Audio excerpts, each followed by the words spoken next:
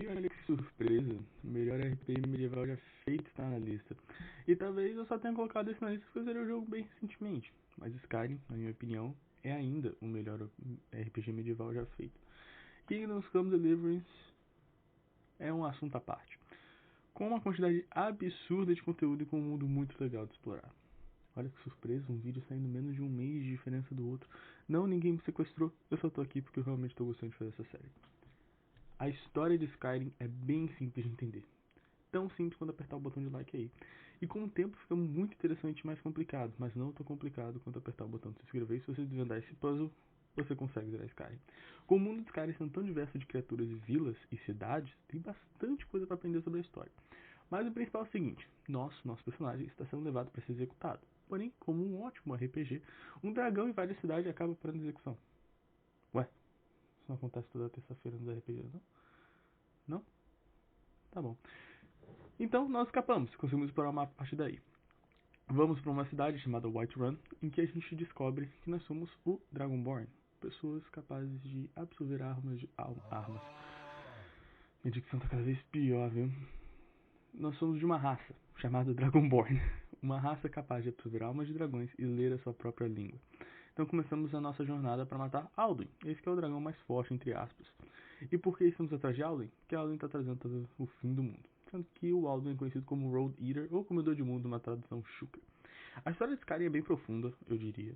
Não é a história mais profunda que você vai ler, isso aqui não é um The Last of Us. Mas a história do jogo é interessante, conforme ela progride ela vai ficando mais complexa, o que eu acho muito bom. Até porque perto do final a história realmente fica interessante. Principalmente quando você começa a descrever realmente sobre os pergaminhos antigos, né, o Elder Scroll. Quando você começa a descobrir o que realmente aconteceu com o Alduin, por que ele voltou agora, o que tem a ver com ele ter voltado agora. É um spoiler bem grande, mas eu prometo que eu conto no final do vídeo. Então se você não jogou, eu vou botar um avisozinho no final do vídeo. Então se você não jogou, você não passa desse aviso, tá? Apesar desse cara ter uma história muito boa, assim como Dark Souls, a sua jogabilidade é com certeza o foco aqui. E o que falar de Skyrim, hein? Desde 2011, mesmo assim, nenhum jogo medieval conseguiu fazer melhor do que o Skyrim. No início do jogo, nós podemos escolher a nossa raça, e preste bastante atenção nas raças, principalmente na descrição, pois as raças... Eu não aguento mais, eu não consigo fazer isso. As raças fazem sim diferença. Cada raça possui sua própria especialidade, seja manuseamento de arcos, armas de mamão, armas pesadas, melhor habilidade de magia, melhor alquimia e etc. Cada raça tem seus pontos fortes, então preste bastante atenção, porque isso ajuda bastante. Além disso, Skyrim não te dá escolha de classe, isso vai ser definido com o passar do jogo e os atributos que você escolhe aprimorar. Então meio que a sua escolha de raça é como se fosse a sua escolha de especialidade, como se você estivesse escolhendo a sua classe.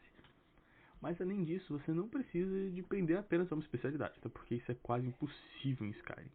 Por exemplo, meu personagem é focado em arquearia, eu uso arco e upei quase tudo em arco, tô quase com a especialidade de arco no máximo. Porém, ao mesmo... não dá.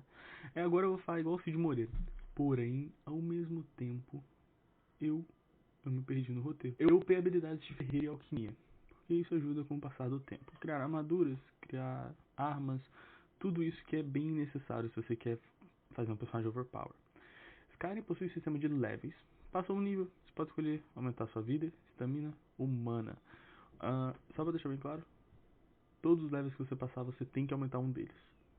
Eles não são pontos. Os seus levels sim são pontos, mas você vai obrigatoriamente aumentar eles. E também escolher uma das árvores de habilidades para upar um atributo. Ou seja, aumentou vida, estamina ou mana, e você ainda ganha um ponto para botar em qualquer uma das árvores de habilidades que você quiser.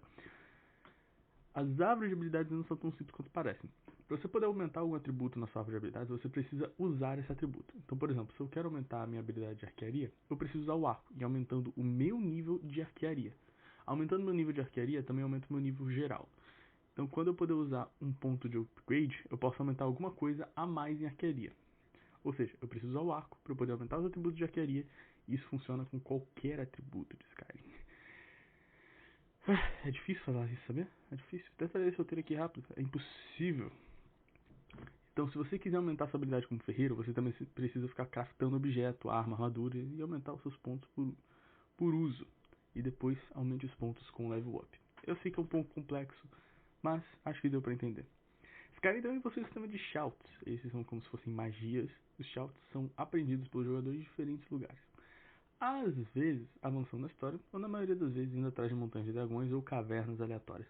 Os shouts geralmente consistem de 2 ou 3 palavras. Os shouts possuem diferentes efeitos e são técnicas que possuem certo cooldown dependendo do shout, pode ser até 1 minuto e meio.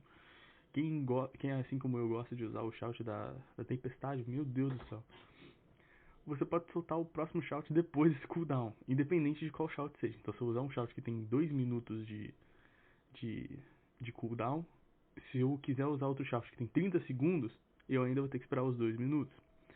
Os shouts não usam qualquer tipo de atributo, certo? Você não precisa aumentar qualquer level up para poder usar o shout. A única coisa que necessita é de achar a palavra do dragão. Isso pode ser montanhas, como eu disse, ou qualquer outro lugar assim para colocar no shout do inventário.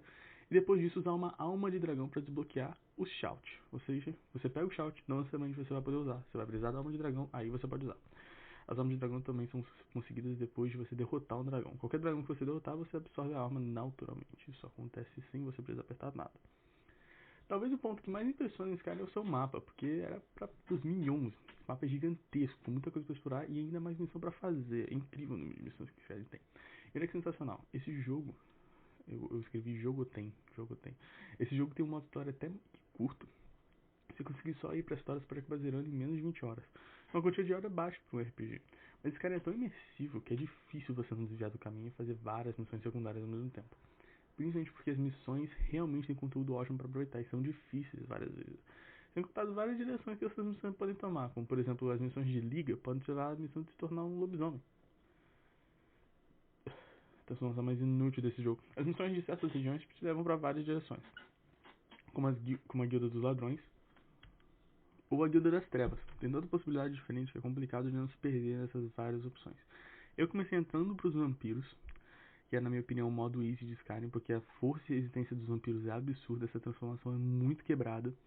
Depois fui para os lobisomens, e no final agora eu não uso nenhum nem outro. Fiz as missões pelos bandidos, tudo isso antes de zerar o jogo. Você pode fazer várias coisas, sem contar que Skyrim também tem um pós-game, então você não precisa ficar segurando para não zerar o jogo para fazer as missões igual Breath of the Wild, por exemplo. Outro ponto em Skyrim se dá na sua complexidade. Diferente de muitos RPGs de mundo aberto hoje em dia, Skyrim não te dá tudo na mão e não faz questão de mostrar como funciona. Então, para um jogador que está acostumado com The Witcher 3, por exemplo, pode achar que Skyrim é complexo, mas Skyrim apenas te dá a liberdade de aprender. Então, coisas como ferreiros você tem que encontrar por conta própria, não é um ícone marcado no mapa. Ferreiros de diferentes lugares possuem itens diferentes para vender, e os ferreiros não fazem as coisas para você, apenas vendem as peças para você melhorar seu equipamento, ou te ensinam como ser ferreiro, te fazendo melhorar seu level de ferreiro. E o mesmo vai para alquimia e imbuição de arma, com magia, que também tem no jogo. Isso faz jogador e jogador memorizar onde tem ferreiros e alquimistas no mapa, e o que cada um de cada lugar vende, facilitando e muito a sua jornada pelo jogo. Skyrim pode ter um sistema complexo à primeira vista, mas vai por mim, vale muito a pena aprender porque deixa o jogo muito bom. Em Skyrim nós podemos ter até mesmo casas e parceiros. Pois é, você pode comprar uma casa que facilita você guardar itens. E também você pode levar pets. Sim, Skyrim tem pets. Ou os seus parceiros, são NPCs que ficam andando com você para ganhar item ou até pode equipar eles. Você pode dar a maioria de itens para eles, mais como é a Lídia, né? Mas sim, existem outros. Você pode ocupar eles para te ajudar em batalhas ou você pode deixar eles na casa.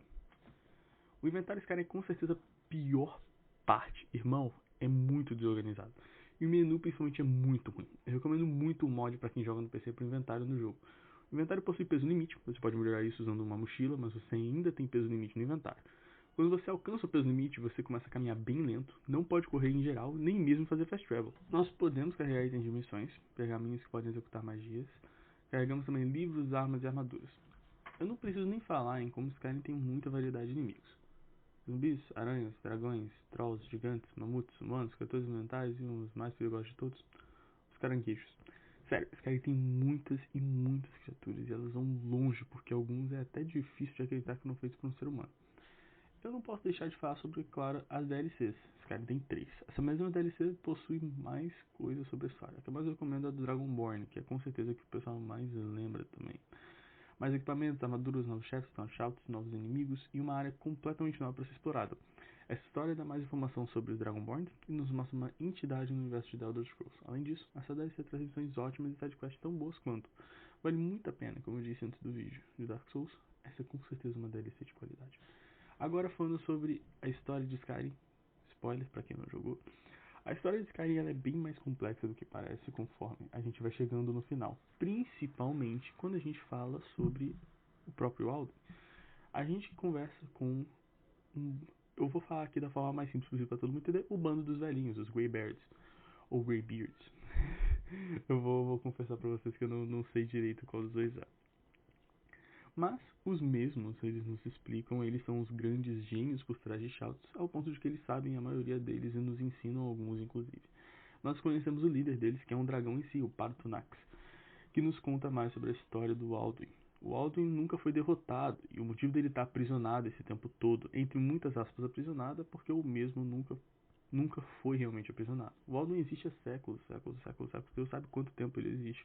Ele já lutou com os humanos, porém, conforme os humanos avançaram na luta contra o Alduin, eles foram capazes de criar um próprio Shout, o que não é comum. O ser humano geralmente não é capaz de criar o Shout, mas eles conseguiram fazer isso e criaram o Shout Dragon Rend, que é o Shout que faz com que os próprios dragões não resistam a ele, ou seja, os dragões são obrigados a abaixar sua defesa. Após descobrir isso, a gente tem uma grande arma contra o próprio Alduin. Mas peraí, se o Alduin nunca foi derrotado, o que aconteceu com o Dragon Rend?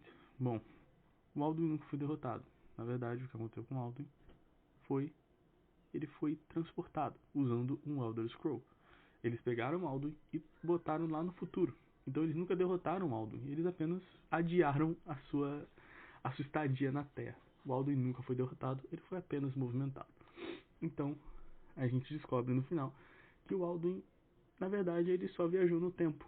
Por isso que ele revoltou nesse momento com o novo Dragonborn.